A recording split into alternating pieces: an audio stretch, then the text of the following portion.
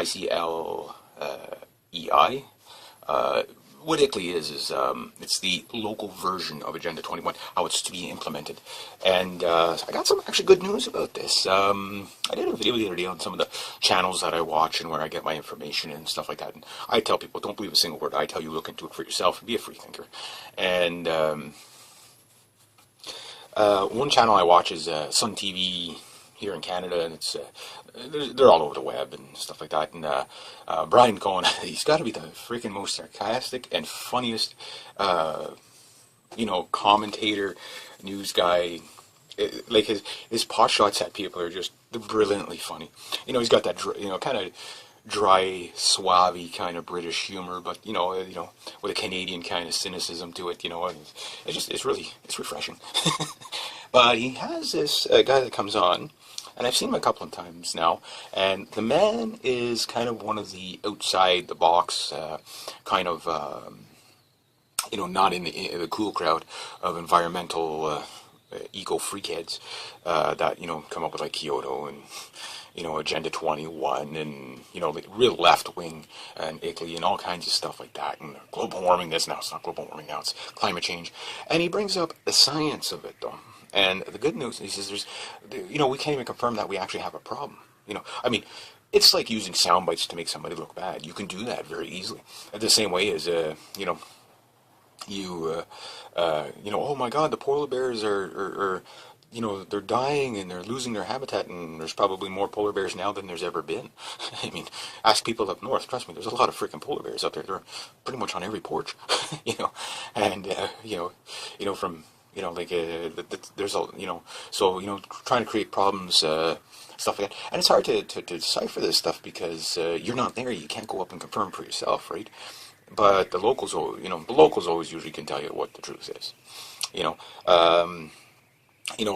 certain areas like the tide is rising, ocean tide's rising like 3 millimeters a year, that type. He does like that kind of studies. He says there's 7 major areas that they can't figure out, and for whether it's climate change or global, and it's like they can't figure out these variables, what they are. And I mean that's why you can't predict Mother Nature. She's there's too many variables, but then they come up with these computer models that give you a hockey stick kind of curve on the global warming, which just going outside you can tell it's a scam, because right now, okay, it's October, and October's a cool month, but it's cold outside right now. So if it was really global warming, we should be experiencing, really warm temperatures, right throughout the year. But, yes, we had a very hot summer, but now I think we're going to have an extremely cold winter. There's been frost here every night for the last 2 weeks, maybe. Not a heavy frost, but and it snowed in Winnipeg the other day. So, and again, we're early October, it's like, this whole global warming thing. The science isn't there to prove it. But he brings up a very, what it is it's Agenda 21 and ICLEI and all that stuff is, as people become aware of it, that it's really a resource grab and a property grab, a distributing of wealth, like the Communist Manifesto. Everything will be centralized government, and we've seen how that worked out for, most communist countries. It doesn't work out for very long, maybe a decade or two, and then it catches up to itself. It's just too big, too big to fail. I say too complicated to work. So this ICLEI is like basically how do we, Agenda 21 from the local level up, and many people that are implementing it probably have no idea that that's what it is. But the good news that I forgot to kind of mention, but he went to the Earth Summit, he said he went to the Earth Summit in 1992, and he was like the outcast. But they just did another summit in Rio de Janeiro. You probably didn't hear very much about it. And he said it was pretty much like going to a funeral. He says there was all these left-wing people still using the same rhetoric. Even people like that originally started Greenpeace quit because they got hijacked by the left-wing political guys. They don't call themselves Marxist communists anymore. They don't like the verbiage. It's not politically correct. What they are is sustainable development, eco-friendly type of thing. So it's just green communism is, instead of a red communist flag, you're going to have a green communist flag, and using environmental to take all control over your life and take all control over everything you own, what you eat, how you transport, how many kids you have. Like China's one child policy. I can't make that stuff up. And China has a big, they're like, they're big in the UN. The United Nations is probably the root of all evil. If we dissolve the United Nations, I'm sure much of the world's population would probably right itself, and much of the problems of the world would go away. One of the big things about Agenda 21 and how it's being implemented through ICLEI, local levels in the industrialized nations. The thing is that in the non-industrialized nations, the third world nations, well, it has really no effect there whatsoever, because it's they're still in the Stone Age. But the big thing, and this is one very valid point he makes, like world overpopulation. We're not even close to overpopulated. I mean, look at the size of Canada itself. Okay, and we're like 33.5 million in the middle of November 2011. Okay, I was talking to my cousin's I guess boyfriend, fiance, whatever, and he's working. He works over in Nigeria, in shipping yards or whatever, and he was telling me in one of the cities. It's one of the biggest cities there, like population-wise. 60-some odd million people. There's more, and it's about the size of Ottawa, Canada. And it's like he says, there's 60 million people there, and I'm like, in that confined of an area, and then it's like, holy geez, like that's total overpopulation. But on the other hand, look at the size of Canada, and we're like not even half that, or maybe a little over half. But you know what I mean. So again, the only thing Agenda 21 would do is by driving people into the cities. And the reason why these people are so overpopulated in the cities is because you have the Christian Muslim thing going on there throughout Africa. It's just too dangerous to go anywhere. But you know what? That's exactly what would happen in North America and Europe. Is you would have the rebel types, people against Agenda 21 in the forbidden areas, in the bush and stuff. It'd be too dangerous for government guys to go there. Even military, it'd be a slaughter. But all the other people that, the cattle, I guess, would end up in the cities, and they would overpopulate. And then even if they implemented a China's one child policy, it still falls short because, you're gonna, when people start snatching people's children away or forcing people to say, you have to report an unauthorized pregnancy, and you're going to terminate. I don't have any kids, but you're going to tell me you're going to take my kids away for sustainable development? I don't think so, and I don't think there's too many, sane, sane people. These like left-wing people, like, yeah, they're not talking about their kids. You know what I mean? Like they're always talking about yours. You guys are taking up too much resources and stuff.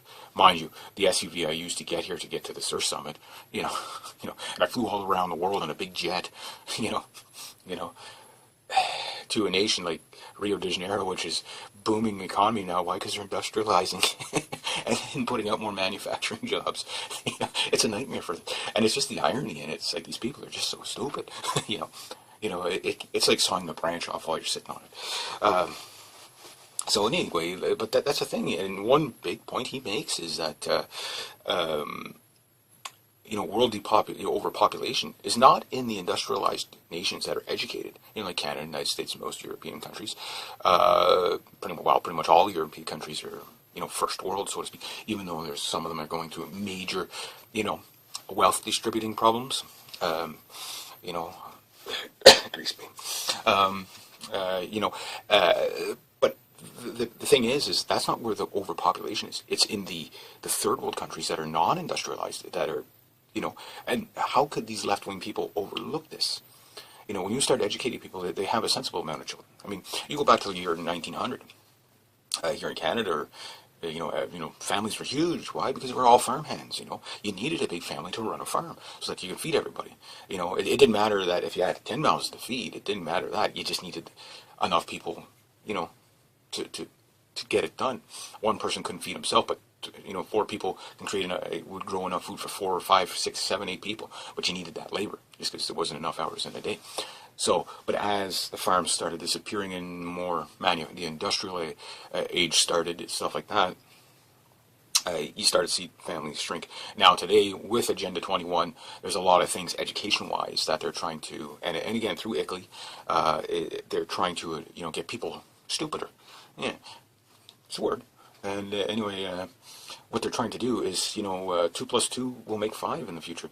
And this is not a gay rights kind of thing, but you kind of see that step towards, and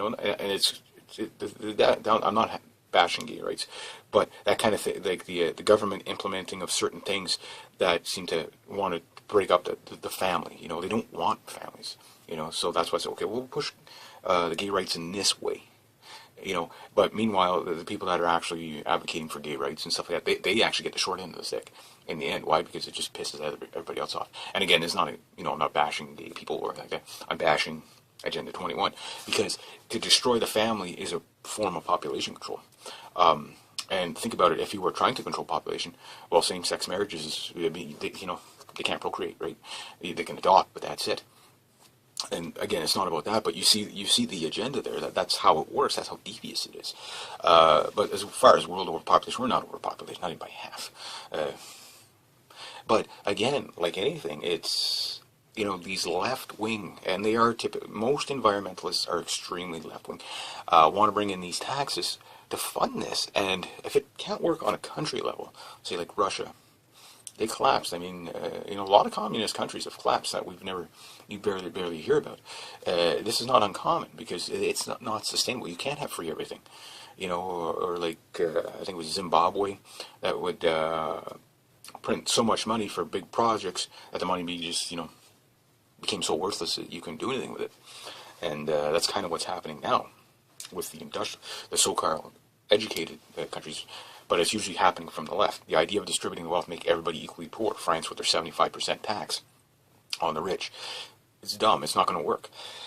And making everybody equally poor, well, you lose your tax base. You know what I mean? So, for people that are pretending to be smart, they're not very. But Agenda 21, I tell people about it all the time.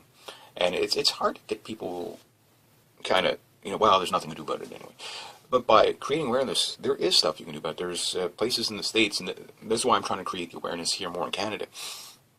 I saw a great documentary on Agenda 21 and ICLEI, how to find out if it's actually already being implemented in your town, state, city, wherever you are. I'm just going to pause it here. Agenda 21 and ICLEI, ICLEI. What ICLEI is it's the local version of Agenda 21, how it's to be implemented. And I got some actually good news about this. I did a video the other day on some of the channels that I watch and where I get my information and stuff like that. And I tell people, don't believe a single word I tell you, look into it for yourself, and be a free thinker. And one channel I watch is Sun TV here in Canada, and it's they're all over the web and stuff like that. And Brian Cohen, he's got to be the freaking most sarcastic and funniest, commentator, news guy. Like his pot shots at people are they're brilliantly funny. He's got that kind of dry, suave kind of British humor, but with a Canadian kind of cynicism to it. It's refreshing. But he has this guy that comes on, and I've seen him a couple of times now, and the man is kind of one of the outside the box kind of not in the cool crowd of environmental eco freakheads that come up with like Kyoto and Agenda 21 and like real left wing and ICLEI and all kinds of stuff like that, and global warming. It's not global warming now, it's climate change. And he brings up the science of it though. And the good news is we can't even confirm that we actually have a problem. It's like using sound bites to make somebody look bad. You can do that very easily. The same way as oh my God, the polar bears are they're dying and they're losing their habitat, and there's probably more polar bears now than there's ever been. Ask people